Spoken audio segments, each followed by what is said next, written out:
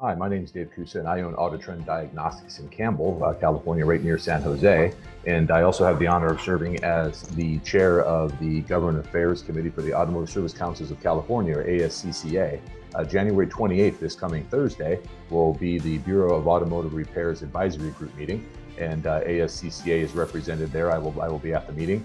The advisory group was created by the Bureau of Automotive Repair some time back to have input from the industry stakeholders so that regulations and pending legislation could not only meet the needs of the VAR and also the needs of the consumers, but also be functional for the industry.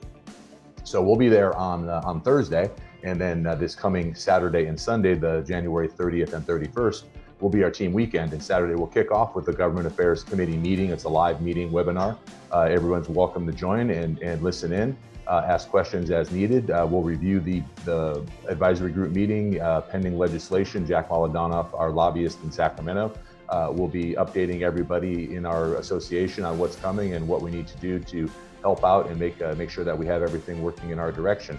We'll have our committee meetings. Our chapter rep committee meeting will be on Saturday, and then we'll have a great training Saturday afternoon, evening.